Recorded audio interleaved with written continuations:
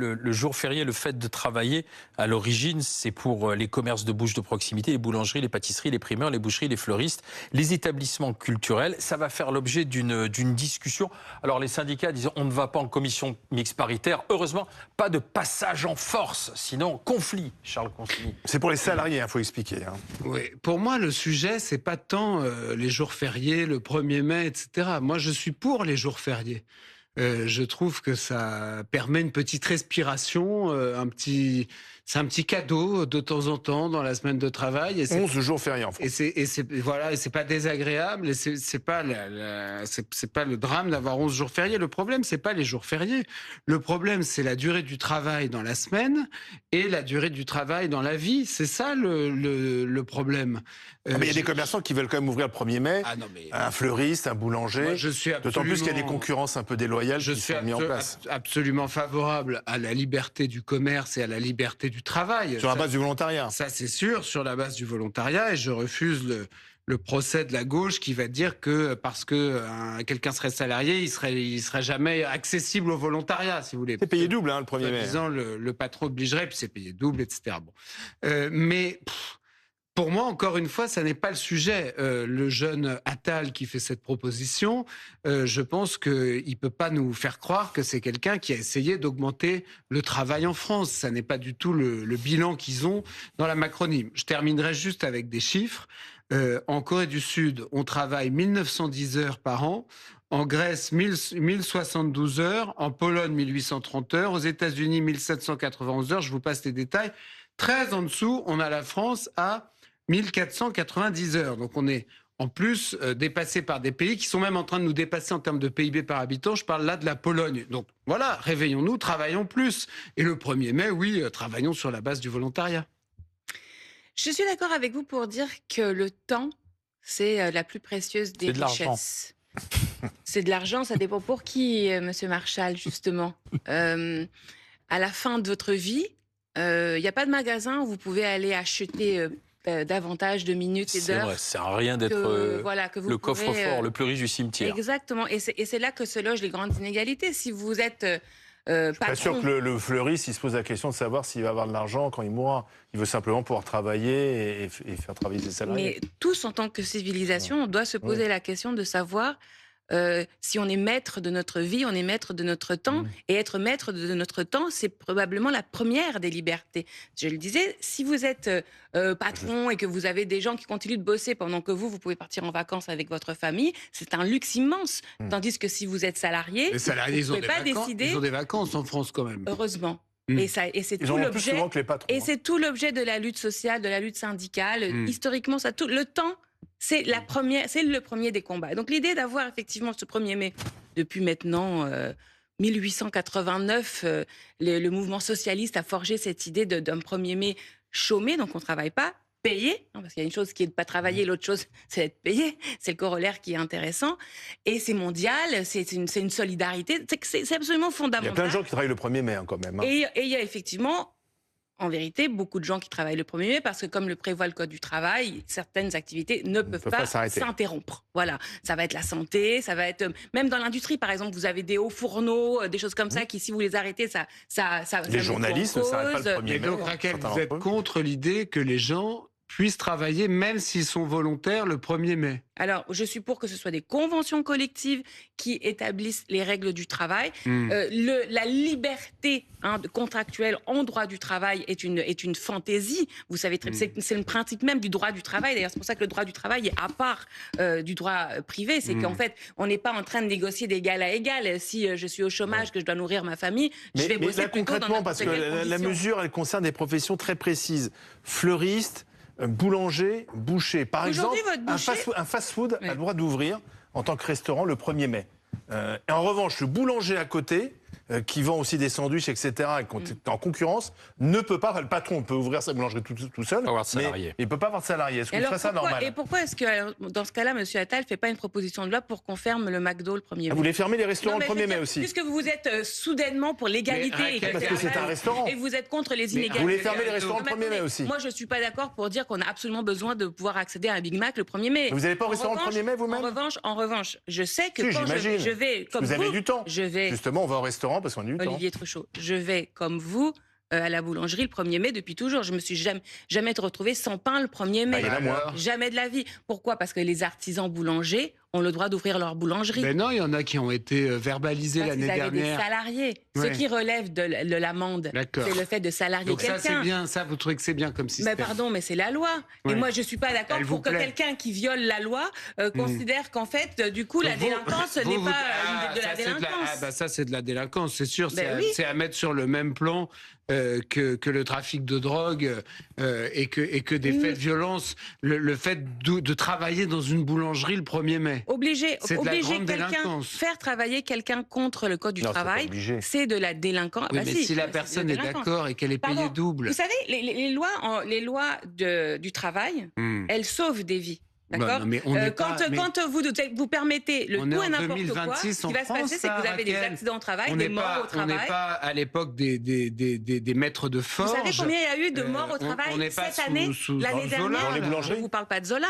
Je vous parle de l'année dernière, il y a même eu des mineurs qui sont morts sur leur lieu de travail. Il faut ouvrir les yeux. Dites aux parents qui ont perdu leurs enfants sur leur lieu de travail parce qu'ils étaient en stage. Ils doivent être contents d'être utilisés par vous à des fins politiques, les parents de ces enfants-là. C'est vous qui êtes en train de me dire qu'il n'y a pas de souci. Non, il y a un souci, en fait. Il y a un souci, on peut mourir au travail. Oui, pas dans les boulangeries et les fleuristes. Donc la délinquance sociale est une délinquance aussi grave que le reste de la délinquance. Non mais enfin, moi je veux bien, mais on est en 2026. Donc vous êtes pour l'impunité, non, c'est pas ça. C'est que je suis pour qu'on ouvre les yeux et que on est à l'époque à laquelle on est, dans le pays dans lequel on est. On n'est pas à l'époque de Germinal.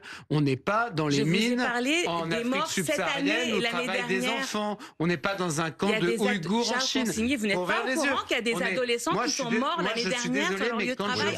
Quand je vois Madame Garrido, moi je ne. Madame Garrido, moi j'en ai marre de vivre dans le pays où on a l'inspection du travail qui passe dans des boulangeries pour vérifier. Pour vérifier, vous me laissez pas parler. Vous baissez d'un ton. Vous me laissez pas parler. Ne monopolisez pas la parole. C'est vous qui monopolisez la parole. Moi, je ne veux pas vivre dans un pays où des idéologues racontent n'importe quoi, où l'inspection du travail contrôle des pauvres boulangeries qui essayent de vendre des pains au chocolat le 1er mai, où la police municipale vérifie que les terrasses dépassent pas de 3 mm et que les vélos sont pas en train de t'effrayer. Vous voyez, je suis contre ces conneries. Non, mais moi, parce que vous êtes du côté de la délinquance. Vous voulez poursuivre la connerie. Très bien.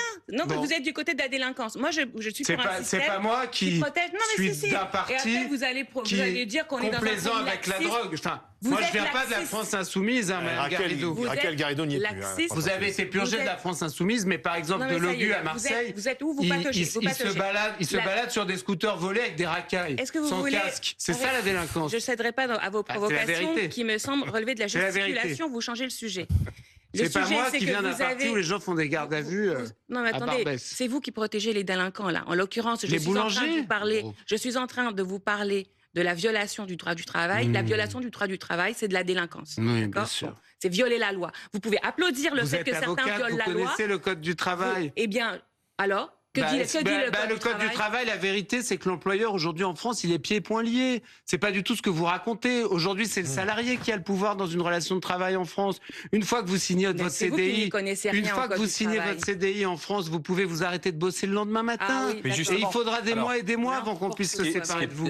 Avez-vous déjà été salarié? Ce qui est intéressant avec la multiplication des commerces aujourd'hui, quelle que soit leur taille, quelle que soit leur fonction, on se rend compte que finalement, le 1er mai, hormis les grandes entreprises et les administrations, il y a beaucoup de choses qui sont ouvertes, mais que tout le monde n'est pas sur le même pied d'égalité. Alors soit on ferme tout le monde, soit au contraire, on assouplit de façon à ce que le boulanger puisse dire moi je fais du chiffre d'affaires le 1er mai, mais je voudrais simplement pas être tout seul avec ma femme, je voudrais prendre un salarié.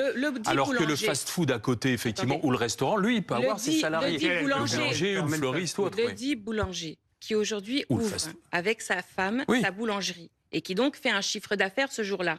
Si le concurrent de la zone industrielle qu'on connaît tous, là, qui sont aux abords de toutes les communes moyennes de ce pays, toutes les villes moyennes, a le droit d'ouvrir avec un salarié, il va y perdre l'artisan boulanger, d'accord? Parce que vous créez une concurrence. Il faut interdire. Vous créez une concurrence. Donc en fait, mais c'est la liberté du commerce. Donc c'est un peu cette histoire. La liberté du commerce, elle a des limites. C'est le code du travail. Par exemple, je et là, prends un autre vous exemple. n'avez pas le droit d'employer des enfants. Le vendeur de muguet. Vous n'avez pas le droit d'ouvrir à tout bout de champ 24 heures sur 24. Personne parle du travail des enfants. Le vendeur de muguet sur le trottoir, il peut le faire le 1er mai. Le fleuriste qui est juste derrière doit fermer boutique parce qu'il ne peut pas employer ses salariés. Vous trouvez ça normal? Oui, c'est normal. Et quel est le problème? Et vous allez me faire croire que... Le fleuriste, le 1er mai, c'est pas mal. Mais le fleuriste, il est ouvert toute l'année. Mais qu'est-ce que vous voulez? Les gens, ils ont envie de gagner leur vie. Vous êtes en train, le problème, c'est que pendant ce temps-là, la France décroche pendant ce temps-là. À cause de ça? Oui, à cause du refus pathologique. Sur terre, là, à cause du refus pathologique du travail, à cause de cette espèce de bruit de fond que les gens comme vous entretiennent et qu'on voit de plus en plus dans notre pays, où le travail est maintenant diabolisé, où c'est perçu systématiquement comme l'exploitation de l'homme par l'homme, comme si on était encore à l'époque de Karl Marx et des dictateurs que vous appréciez sans doute. Alors que c'est l'exploitation de l'homme par qui? Mais un pauvre boulanger qui veut vendre 3 pains au chocolat le 1er mai, c'est l'exploitation de personne par personne. C'est simplement un pays qui essaye de survivre, Madame Garrido. Mais attendez. Et à force qu'on arrête de travailler en France, on arrête de nous écouter dans le monde. Là, je ne parle à force que des qu'on gens arrête qui de travaillent. travailler, on peut pas payer nos dettes. À force d'arrêter de travailler, on peut plus financer notre armée, on peut plus financer notre école, on peut plus financer notre hôpital, on peut plus financer nos universités, on peut plus financer nos transports, on ne peut plus rien faire puisque plus personne ne travaille à cause de gens comme vous et de votre idéologie d'arrière-garde. Ah, ça suffit, arrêtez. Mais c'est la vérité. L'hôpital est financé parce que les gens travaillent. Oui, et vous voulez, par une minorité de gens qui continuent à bosser. Et vous voulez supprimer des jours fériés qui ne concernent que des gens qui travaillent. Donc là, on ne parle que des gens qui travaillent. Moi, je ne veux pas supprimer le 1er mai.